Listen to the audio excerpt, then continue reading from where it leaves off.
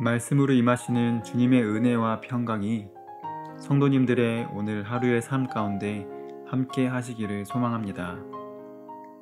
이제 말씀 앞으로 나아가는 우리에게 성령님께서 함께 해 주시기를 구하는 기도를 드리겠습니다. 성령님, 이 시간 주님께서 주시는 말씀 앞에 서는 저희의 내면에 함께 하여 주소서. 저희의 모든 생각과 마음이 오직 주님의 말씀을 향하여 바로 서게 하소서. 예수 그리스도의 이름으로 기도드립니다. 아멘. 하나님께서 오늘 우리에게 주신 말씀을 읽겠습니다. 먼저 구약 성경 창세기 24장 7절 말씀입니다. 주님께서 천사를 너의 앞에 보내실 것이다. 이어서 신약 성경 사도행전 12장 8절에서 9절 말씀입니다.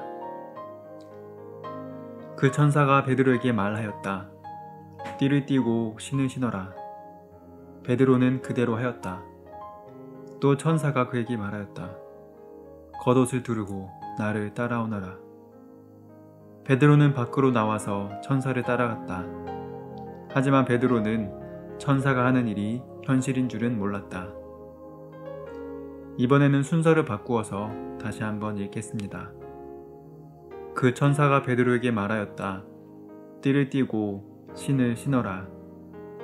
베드로는 그대로 하였다. 또 천사가 그에게 말하였다. 겉옷을 두르고 나를 따라오너라. 베드로는 밖으로 나와서 천사를 따라갔다. 하지만 베드로는 천사가 하는 일이 현실인 줄은 몰랐다. 주님께서 천사를 너의 앞에 보내실 것이다.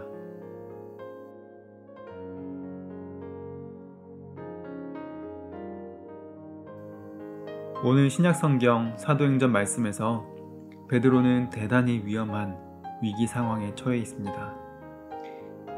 당시 이스라엘의 총독 헤롯이 이스라엘 지역에서 자신의 지지율을 끌어올리기 위해 유대인들을 대상으로 그들이 원하는 것을 들어주고자 합니다. 바로 유대인들의 눈엣가시였던 그리스도인들, 그 중에서도 그들의 지도자인 사도들을 제거하기로 마음먹은 것입니다. 이에 따라 요한의 형제 야고보를 죽이고 베드로를 잡아들였습니다.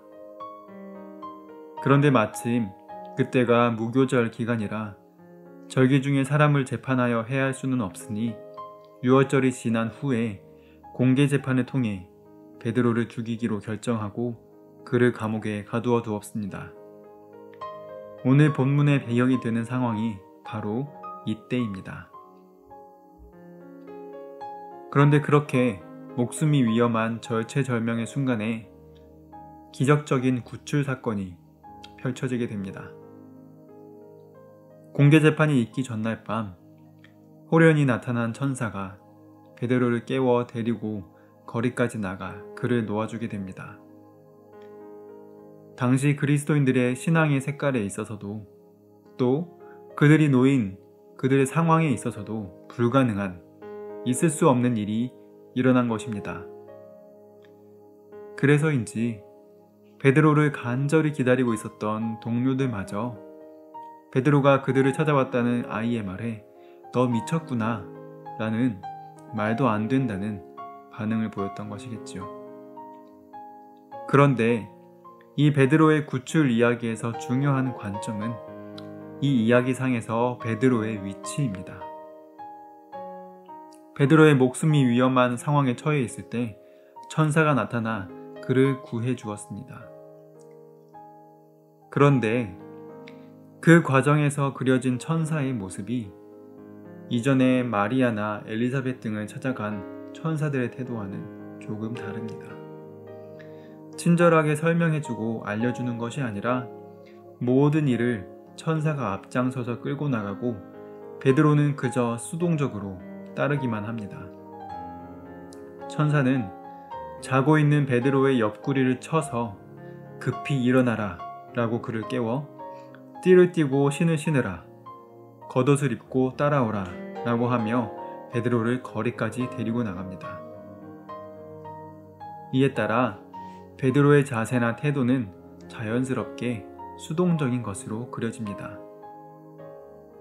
그는 자신이 풀려나 거리에 나가기까지 천사에게 질문을 하거나 의문을 품는 것이 허락되지 않았고, 또한 나아가 그것이 현실인 줄 알지도 못했습니다.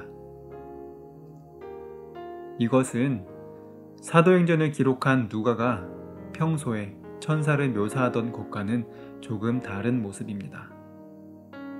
분명 누가는 이 에피소드를 통해서 이 이야기를 듣고 읽을 당시의 그리스도인 공동체에게 교훈을 주고자 했을 것입니다.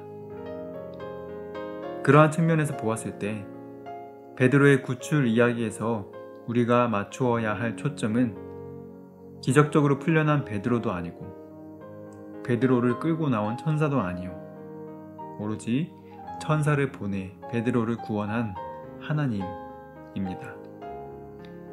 베드로의 구출은 베드로의 요청에 따른 것이 아닌 하나님의 독자적인 사역이라는 것입니다. 나아가 구원 역시 인간의 요청이나 노력에 의한 것이 아니라 하나님의 온전한 선물이라는 사실입니다. 이 같은 믿음과 신학을 아브라함이 아들 이삭의 아내를 구하기 위해 자신의 종을 파송하는 장면에서도 볼 수 있습니다. 아브라함이 종을 파송하면서 그가 그 사자를 너보다 앞서 보내실지라 라고 말합니다. 종을 파송함으로써 인간의 노력을 다하지만 그보다 앞서 주님의 은혜가 선재한다는 표현인 것을 알 수 있습니다. 이러한 이야기들을 통해 우리는 성경에서 말하는 구원에 대해서 생각해 볼 수 있습니다. 구원은 우리가 쟁취하는 것이 아닙니다. 구원에 있어서 우리의 노력, 삶의 태도와 하나님의 은혜는 닭과 달걀의 문제 같은 것이 전혀 아닙니다. 그 출발점이 너무나 분명하게도 하나님께 있습니다. 우리가 하나님께 드리는 예배 역시 마찬가지입니다. 예배는 우리의 행위로 드리는 것이 맞긴 하지만 그 출발점은 분명하게도 하나님의 역사와 또 그를 통해 드러나는 은혜에 있습니다. 그러한 하나님의 일하심, 하나님의 은혜에 응답하는 것이 우리의 예배인 것입니다.